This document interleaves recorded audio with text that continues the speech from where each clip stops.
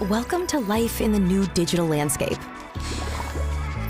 where the future arrives daily.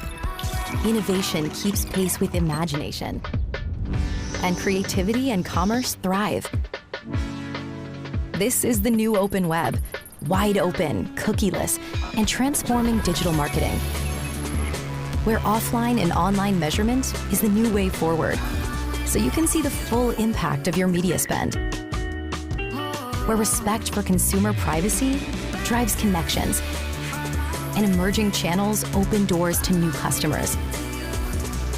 Viant is pioneering a new approach to media, combining AI and human insight to create a world where the future is wide open and the possibilities endless.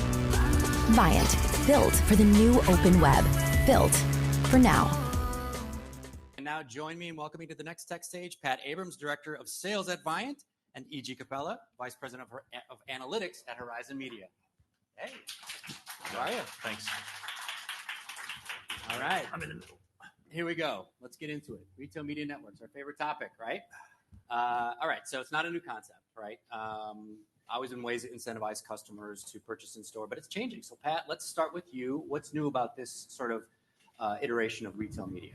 Yeah, we're in a really exciting time in retail media, but it's nothing new. Retail media is one of the oldest ways of reaching shoppers at point of purchase, and it's been around for generations. If you think about the history of what some of these solutions used to look like and still are around today, it included trade displays, coupons, sweepstakes, demos, right? All ways to reach shoppers when they're in store so you can drive an incremental purchase for your product as a brand. I started my career actually like every 21-year-old wants to do, which is selling coupons. And it was always baffling to me when I started there that these massive CPGs were spending tens of millions of dollars on a 6-inch printed coupon at register. But then one day it really hit me. They weren't necessarily hoping for massive redemption rates. In fact, they wanted those redemption rates to be lower to save them money. But the reason this channel was exploding was because it provided in-store addressability. When a loyalty card scanned in store, a CPG brand was able to know who that shopper is, what they were buying, what their history of buying was, and deliver them a relevant and personalized message, whether that was a higher discount to buy because they're a switcher, whether they are a category buyer, whatever it may be. Forward into the rise of this in digital, it didn't translate one-to-one from in-store to the digital realm immediately. And the reason for that was because for so many years, third-party audience targeting was reliant on cookies.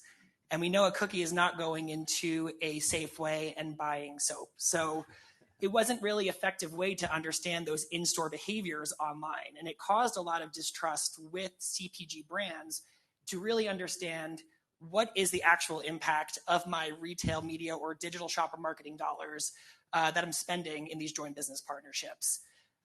If you fast forward today, you're seeing a massive rise in retail media networks. We all know it's been discussed, I think, in every topic today because of the rise of first-party data, and it couldn't come at a better time in the wake of the third-party cookie deprecating. Retailers have a massive repository of data within those loyalty cards that understand what consumers are buying, how often they're buying, are they buying my competitors, what is the purchase cycle of that? And now you've seen this massive wave of CPGs and retailers jumping on that to have a cookieless solution that they'll still be able to have that one-to-one connection with consumers to drive and measure the shopper media or retail media network investments that they're executing on. Right, and we'll drill down into that a little bit more. But EJ, from the media planning buying perspective, what's new, what's different that you're seeing? What he said. Pat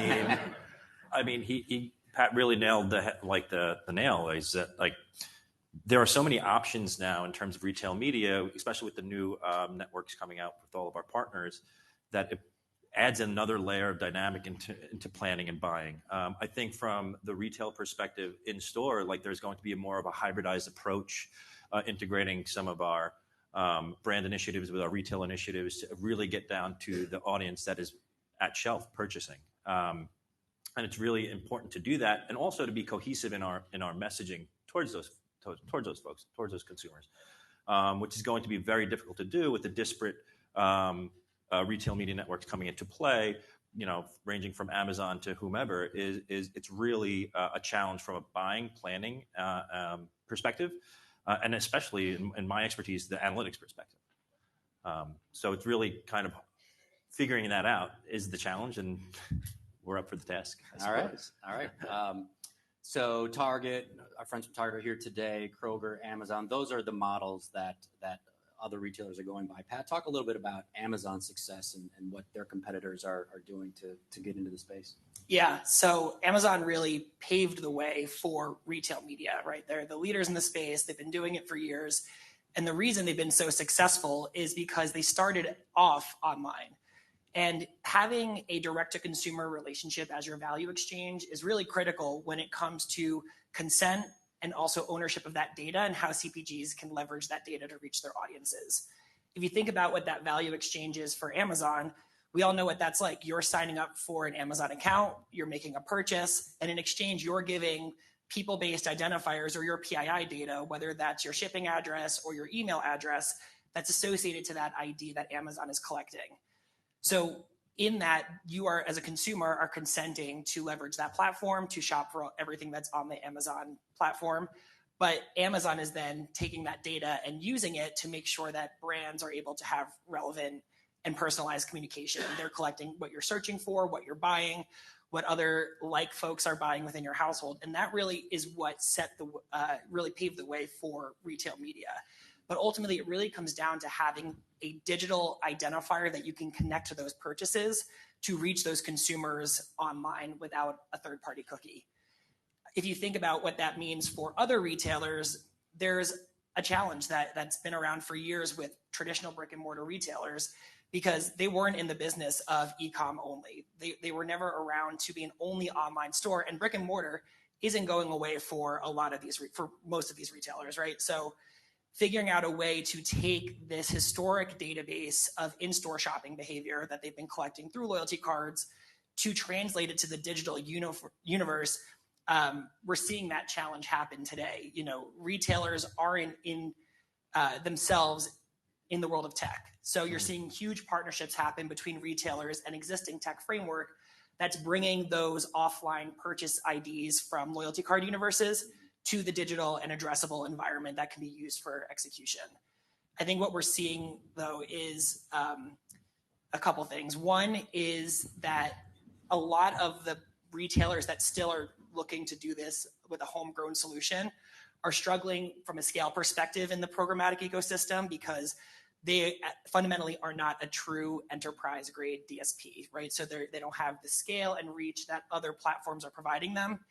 And then on the flip side, those that are partnering with DSPs, it's what is the true addressability of that shopper universe?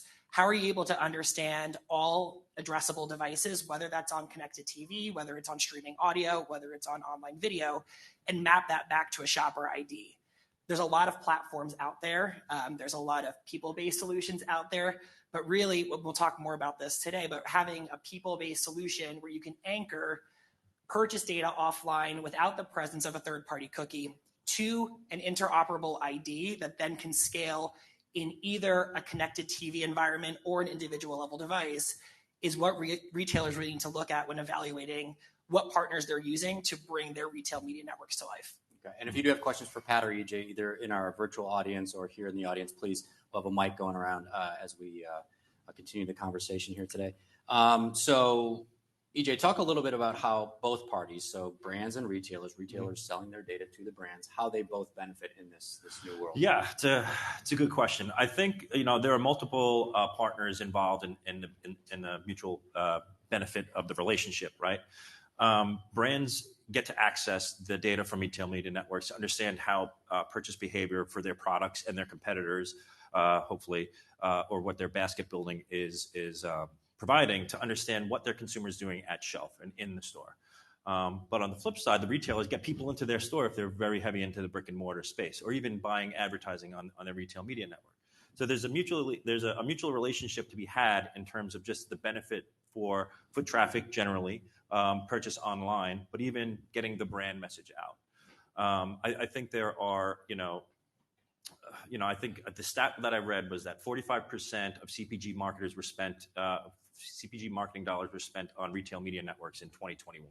It's a huge opportunity for retail media networks, but also to attract and address those consumers that are buying those products. So I think that in and of itself is the benefit that each party can have. And I think there's also, I know one of our colleagues said that the agencies are in trouble because partners are bringing them in-house, right? I think because of this nuance that we have in terms of retail media networks, everybody's bringing one to the table. That is a lot to navigate for brands and partners, and expertise such as agencies have that expertise to bring to the table in order to navigate those decisions and those, as I said before, planning and buying opportunities. And how are you seeing then how brands are leveraging sort of the first party data that they're getting? How's that working? So we utilize it very much on the audience building perspective. So we look at first party data and build out baskets and understand what our audiences are doing, from whether they're repeat buyers, new buyers, or if we want to grow in a certain audience. Retail media networks allow for us, and first party data allow for us to do that. The challenge, though, with that is that each retail media network has different and disparate data offerings. And so from an analytics perspective, navigating and understanding the ROI, if you will, or the ROAS for each of these channels is very difficult. And so that's another reason why I think there's a lot to bring to the table, but we really need to figure it out in terms of how to optimize and make decisions against these opportunities from an analytics perspective, using for the benefit of our client. I know, like with all these retail media networks coming in, there's a ton coming in. We could get into that in a little bit. What is our dollar being spent on Amazon? How does that differ than Walmart Connect or et cetera, et cetera, et cetera? And so which dollar is most beneficial for our client? That's a challenge that I'm currently dealing with. All right. And you're ready to take that on too, Nope. Right? So Pat, what might be missing from this is sort of a people-based marketing approach, focusing on the household. So how are you all kind of solving for that, or how are you approaching that at Viant? So I think it's important to, first define people-based. There was a session this morning that's, identified as person-based, and really what people-based in the world of programmatic or biddable advertising is having a direct-to-consumer relationship with a repository of identities that are premised on other identifiers than a third-party cookie. And if you think about what that means in less ad tech jargon, that means having pieces of information on your consumers, whether that's an email address, a physical home address, and then being able to marry those to digital identifiers that you can translate in an ad request. So IP address, device IDs, MAIDs, cookies when they're available, which we know is maybe 30% of the time today. So having a people-based approach, it's one of those buzzwords that everyone's talking about in some iteration when they're coming to the table to meet with CPGs, but it really just means having a scalable solution to reach consumers across all environments without the presence of a third-party cookie. So at Viant, what that means to us is being able to bridge the gap with our identity graph, which is premised on the Viant household ID. And in its most simplest form, what the Viant household ID solves for is it bridges the gap between internet-connected households to people and devices within those households. So we're able to translate those identifiers that are currently available in the bit stream, whether that's an IP address, which we know is universally the most available across all channels, but other ones as well, and then translate that into a known physical address, the shoppers within that household, and then being able to take that and build our DSP on top of that. So that's the framework of people. When we talk about people-based at Viant, that's what it means to us. And why this is so critical through the lens of retail media networks is that retail media networks are not going to be the one-stop shop fits all in the near future. Maybe 10 years down the line, there's a lot of advancements that need to happen. But in order to maximize media efforts outside of those retail media networks, having that same persistent identifier of an email address or a physical address is really critical. So when you're working with a DSP partner, having a universal currency of that same ID of that shopper allows you to understand who you're reaching, match to third-party shopper data on that same level of direct match capacity, so that you're not wasting impressions, you're understanding reach and frequency, you're managing the path to purchase for every shopper, but so that by the time these up those lower funnel activations, you know exactly who you've been reaching throughout all of those other media efforts as well. Of course, all of that is a little bit idealistic because it's still, the retailers are going to have to play a big part in the transparency of the data they're passing back to brands and agencies so that they're able to say, here's the shopper IDs that we reached from one effort to be able to seamlessly move those down the funnel into a retail media network execution. And EJ, how about from your perspective at Horizon, what do you hear from your clients about and your partners about this people-based advertising approach? I mean, it's a necessity, right? With the deprecation of cookie, we have to rely on that first-party data set in order to understand how we're performing, but also make sure we're reaching the people we need to reach at a frequency that isn't a million, right? Like so.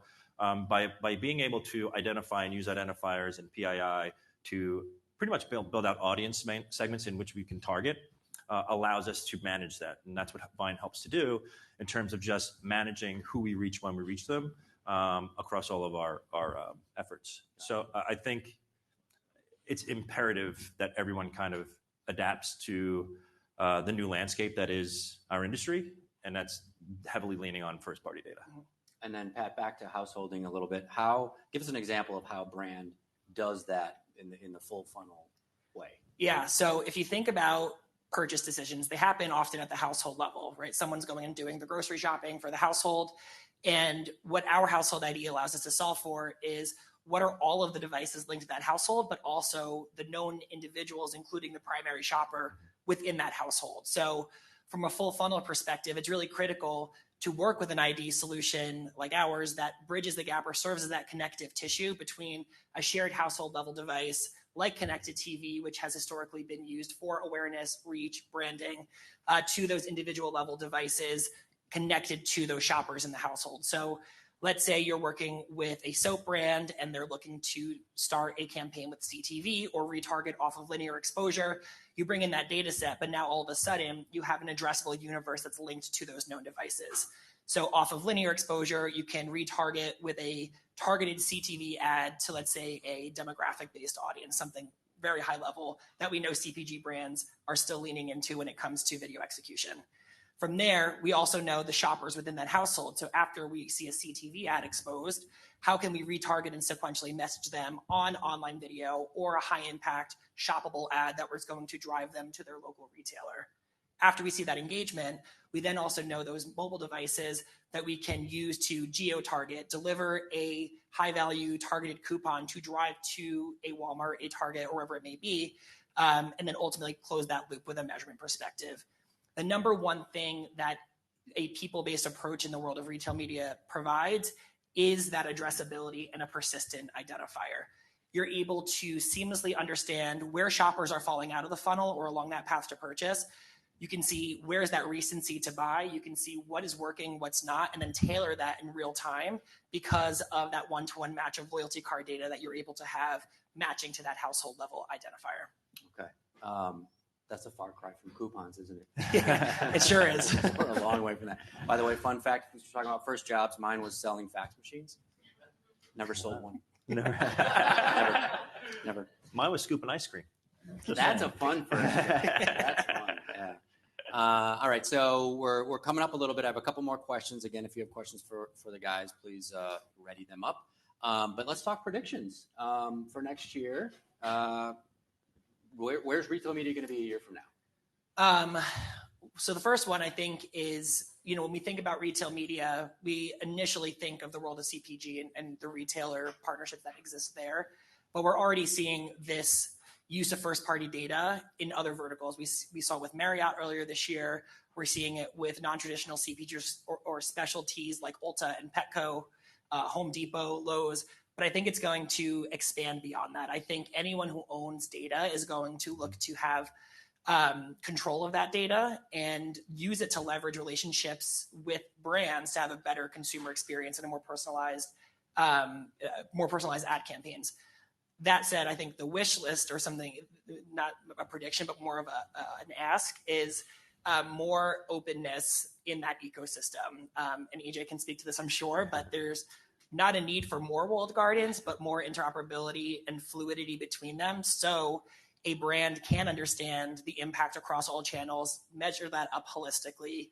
And that's only going to be possible with retailers being more open with the data and identifiers they're passing back for measurement, and also being able to use that data outside of their own walled garden. So passing those to other platforms, so you have that universal currency to have a really effective CPG campaign or any retail media network campaign in 2023 and beyond. Yep. I believe that's an aggressive dream to have that be done in the next year. But I will say, I have a couple of things. I think, we're talking about retail media networks, but that doesn't necessarily mean brick and mortar type of retailers. Like we've seen Instacart and DoorDash start getting into this space as well because they own their data too. So I think there is going to be a lot of interesting new additions to the space. Therefore adding more data and more disparity to my chagrin. But I do think there are opportunities for, as Pat mentioned, to like bring that together with our partnership with those retail media networks. I know that Horizon, we've been working on a way to analyze individual retail media networks for comparison for our clients to like I mentioned earlier, to understand where that next dollar should be spent. Because, with the introduction of more walled gardens becomes the introduction of, we don't really know how well it's doing except in that walled garden. And so how do we really compare our partners? Because it's not just one retail media network we're working with. Brands don't necessarily work with one.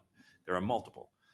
So how do we compare and contrast and optimize to ensure that our brands and our clients are getting the most out of their dollar and the best experience for the audience that is at the end of that funnel. So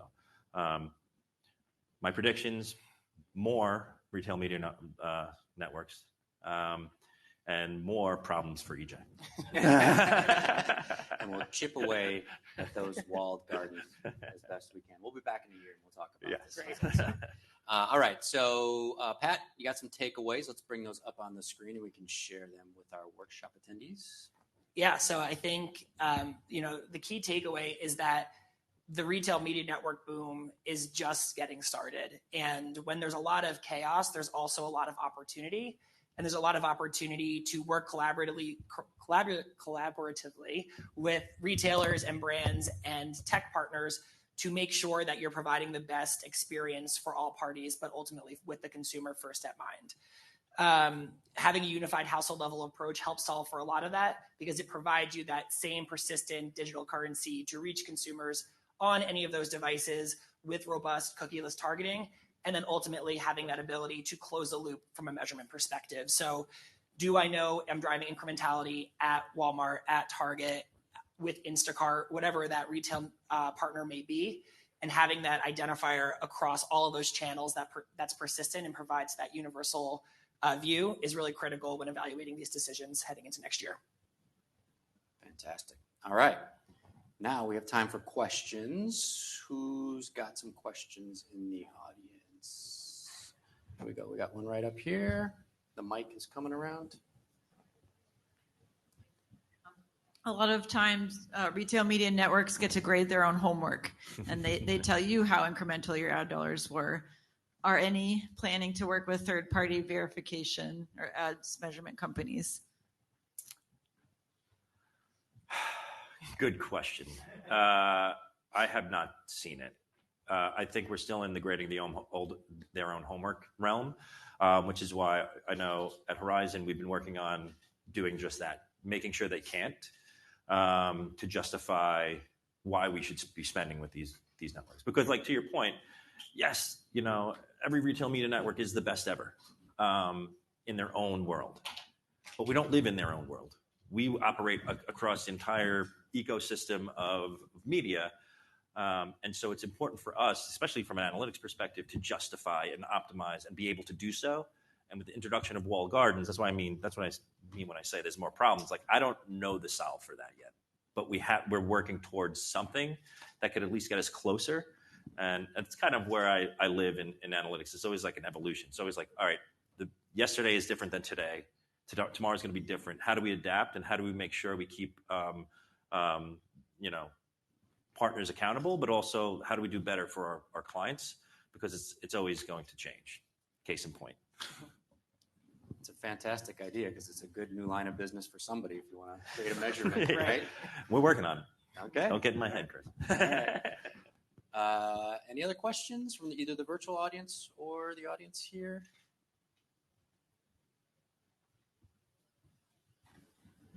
No? Nothing else? All right, so you said 45% of CPG money went to retail media in 2021. I'm going to have you make another prediction. Where are we going to be at in 2023? Either. 54%. I like that. Precise. Yeah, I'd say closer to half. Yeah. A little over half. All right. Yeah. We'll stay tuned for that as well. All right. Well, Pat, EJ, and our good friends at Viant, thank you so much for the conversation. Really fascinating. And we'll be back in a year to do it again. Great. Absolutely. Thanks, Chris. Thanks for having us.